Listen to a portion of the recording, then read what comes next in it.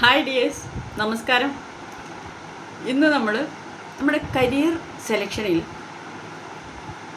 നമ്മളെ ഇൻഫ്ലുവൻസ് ചെയ്യുന്ന 4 ഇൻഫ്ലുവൻസേഴ്സ് അവരെക്കുറിച്ചാണ് ഞാൻ പറയുന്നത്. ഞാൻ ആ 4 ഇൻഫ്ലുവൻസിനെ 4 എൻഡ്സ് എന്നാണ് പറയാറുള്ളത്.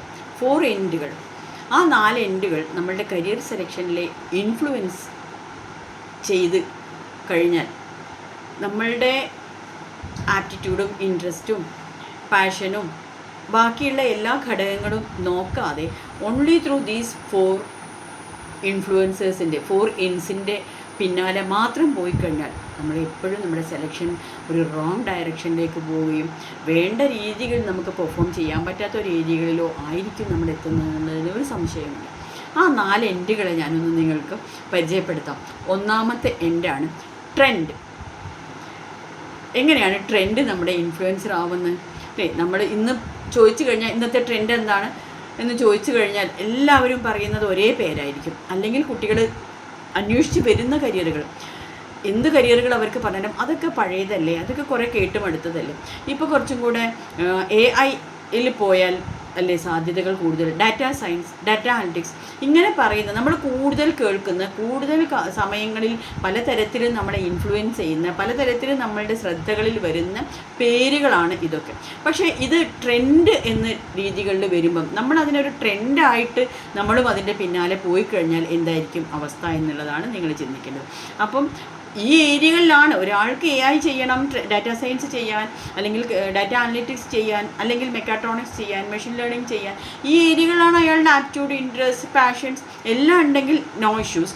പക്ഷേ ഇതൊരു ട്രെൻഡാണ്, ഈ ഒരു കേൾക്കുന്നത് മുഴുവനും ഇതുതന്നെയാണ്, ഞാനും അതിന് തന്നെ പോവട്ടെ എന്ന് കരുതി നിങ്ങൾ ഈ ട്രെൻഡിൻ്റെ പിന്നാലെ പോയി കഴിഞ്ഞാൽ നിങ്ങളുടെ കരിയർ സെലക്ഷനിൽ എന്തുകൊണ്ടും നിങ്ങൾ മുന്നോട്ട് പോകുമ്പോൾ പല രീതികളിലെ ബുദ്ധിമുട്ടുകൾ അനുഭവിക്കും. അപ്പോൾ ട്രെൻഡിനെ മാത്രം നോക്കി നിങ്ങൾ പോകരുത്. നിങ്ങളുടെ ബാക്കിയുള്ള എല്ലാ ഫാക്ടേഴ്സും അതിന് ട്രെൻഡിന് അനുകൂലമാണെങ്കിൽ you have to choose the trend also.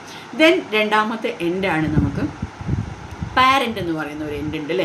നമ്മളുടെ എല്ലാവരുടെ എല്ലാ പാരൻസും ലോകത്തുള്ള എല്ലാ പാരൻസും അവരുടെ കുട്ടികളുടെ ഏറ്റവും നല്ല കരിയറിനെയും ഏറ്റവും നല്ല കോഴ്സും അവർ കുട്ടികൾക്ക് വാങ്ങിക്കൊടുക്കാൻ ശ്രമിക്കുന്ന, അതിനുവേണ്ടി എന്ത് ത്യാഗവും ചെയ്യാൻ ശ്രമിക്കുന്ന ആളുകളാണ് ആസ് പാരൻസ് നമ്മൾ ഓരോരുത്തരും.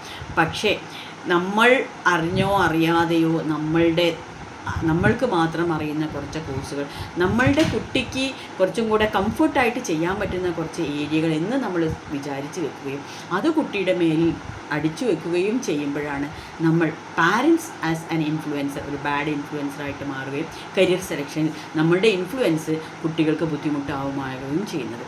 അപ്പം അതാണ് രണ്ടാമത്തെ എൻഡ്. ദെൻ മൂന്നാമത്തെ എൻഡാണ് ഫ്രണ്ട് എന്ന് പറയുന്ന ഒരു ഇൻഫ്ലുവൻസർ എന്ന് പറയുമ്പം നമ്മൾ സ്ഥിരമായിട്ട് കാണുന്നതാണ്. അവൻ ആ കോഴ്സിനാണ് പോകുന്നത്, അപ്പം ഞാനും അവനോടൊപ്പം പോയി. അല്ലെങ്കിൽ ഫ്രണ്ട് പറയും വാടാ, ഞാൻ ഇന്ന സ്ഥലങ്ങളിൽ ഇന്നൊരു കോഴ്സ് കണ്ടുപിടിച്ചിട്ടുണ്ട്, നമുക്ക് ഒരുമിച്ച് പോകാം. 2-3 പേര് ഒരുമിച്ച് പോകുന്നു. നമ്മളൊക്കെ ഡെയിലി ഒരുപാട് ബുദ്ധിമുട്ട് അനുഭവിക്കുന്നു ഇങ്ങനത്തെ കേസുകൾ വരുമ്പം. ഞാൻ ആ ഫ്രണ്ടിൻ്റെ കൂടെ പോയതായിരുന്നു. 3 പേരോ 4 പേരോ ഒരുമിച്ച് പോകും. ഒരുപക്ഷെ 4 ആൾക്കും ആ കോഴ്സ് കംപ്ലീറ്റ് ചെയ്യാൻ പറ്റുന്നുണ്ടാവില്ല. അല്ലെങ്കിൽ ഏതെങ്കിലും 1-2 ആളുകൾ എങ്ങനെയെങ്കിലുമൊക്കെ കോഴ്സ് കംപ്ലീറ്റ് ചെയ്യും, മറ്റവർ അത് തിരിച്ചു പോരുന്നൊരവസ്ഥ. അപ്പോൾ ഇവിടെ ഫ്രണ്ട് ഇൻഫ്ലുവൻസർ ആയതാണ് അയാളുടെ കരിയർ സെലക്ഷൻ ബുദ്ധിമുട്ടുണ്ടാവാൻ കാരണം. ദെൻ നാലാമത്തെ ഒരു എൻഡാണ് ഏജൻ്റ് എന്ന് പറയുന്ന ഒരു എൻഡ്. ഈ ഏജൻ്റ് എന്ന് പറയുമ്പോൾ എന്താണ്, നമ്മൾ പല കാരണങ്ങൾ കൊണ്ട് ചിലപ്പോൾ സമയത്ത് നമുക്ക് അപ്ലൈ ചെയ്യാൻ പറ്റിയില്ല, അല്ലെങ്കിൽ ഏതെങ്കിലും കാരണത്താൽ നമുക്ക് മാർക്ക് ഇത്തിരി കുറഞ്ഞു, അപ്പോൾ അതുകൊണ്ട് നമുക്ക് സീറ്റ് കിട്ടില്ല. ഇങ്ങനെ സീറ്റ് കിട്ടാത്ത ഒരു കോഴ്സിന് സെലക്ഷൻ കിട്ടാതെ നമ്മളിങ്ങനെ വല്ലാതെ ബുദ്ധിമുട്ടിയിരിക്കുന്ന സമയത്ത് ദൈവദൂതനെ പോലെ നമ്മുടെ മുന്നിൽ ഇറങ്ങി വരുന്ന ഒരാളുണ്ട്, ഏജൻ്റ് എന്ന് പറയും. അദ്ദേഹത്തിൻ്റെ ലക്ഷ്യം, അദ്ദേഹത്തിൻ്റെ കയ്യിൽ കുറച്ച് സീറ്റുകളുണ്ട്, കുറച്ച് കോളേജുകളുണ്ട്. ആ കോളേജിലെ ആ സീറ്റിനെ ഫില്ല് ചെയ്യണമെന്നുള്ളത് മാത്രമാണ്. അദ്ദേഹം വേറെ കാര്യങ്ങളൊന്നും നോക്കുന്നില്ല. നമ്മൾക്ക് ആ കോഴ്സ് എത്രത്തോളം യോജിക്കുമെന്നോ, ചെയ്യാൻ നമുക്ക് എന്തെല്ലാം അതിന് സ്കില്ലുണ്ടോ, ടാലൻ്റ് ഉണ്ടോ, നമ്മൾ അതിന് കേപ്പബിളാണോ, സബ്ജക്റ്റിലേക്ക് നമുക്ക് അതിനകത്തുണ്ടോ, ഒന്നും അദ്ദേഹം നോക്കുന്നില്ല. പക്ഷേ നമ്മൾ അദ്ദേഹം നമ്മളെ മുന്നിൽ വന്ന് ഇങ്ങനെ ഒരു സീറ്റ് ഉണ്ട്, ഇങ്ങനെ ഒരു കോളേജ് ഉണ്ടെന്ന് പറയുമ്പോൾ വേറൊന്നും നമ്മൾ നോക്കാതെ ആ സമയത്ത് ഒരു ദൈവദൂതനെ പോലെ നമ്മൾ അദ്ദേഹത്തെ കാണുകയും ആ കോളേജിൽ പോയി ചേരുകയും പിന്നീട് പല കാരണങ്ങൾ കൊണ്ട് ബുദ്ധിമുട്ടി കോഴ്സ് ഇൻകംപ്ലീറ്റ് ചെയ്യുന്ന ഒരവസ്ഥയും നമുക്ക് ഉണ്ടാവാറുണ്ട്. അപ്പം ഈ 4 ഇൻഫ്ലുവൻസേഴ്സിനെ വഴി നമ്മളൊരു കരിയർ സെലക്ട് ചെയ്യുമ്പോൾ നമ്മുടെ ഫാക്ടേഴ്സ് ഓഫ് പ്ലാനിങ് കരിയർ ഇതെല്ലാം അതിന് ഫുൾഫിൽ ചെയ്യുന്നുണ്ടോ എന്ന് നോക്കണം. 4 N's ഓഫ് ഇൻഫ്ലുവൻസേഴ്സ് ആണ്: agent, trend, parent and friend. Okay, അപ്പോൾ be careful while selecting your career. ഈ 4 ഇൻഫ്ലുവൻസേഴ്സിന് കുറച്ചും കൂടി ക്രിയേറ്റീവായിട്ടും കുറച്ചും കൂടി നിങ്ങൾക്ക് യൂസ്ഫുള്ളായിട്ടും എഫക്റ്റീവായിട്ടും ഇവരെ ഉപയോഗപ്പെടുത്താൻ ശ്രമിക്കുക. എന്നിട്ട് നിങ്ങളുടെ കരിയർ സെലക്ട് ചെയ്യാം. Okay, wish you all the best. Thank you.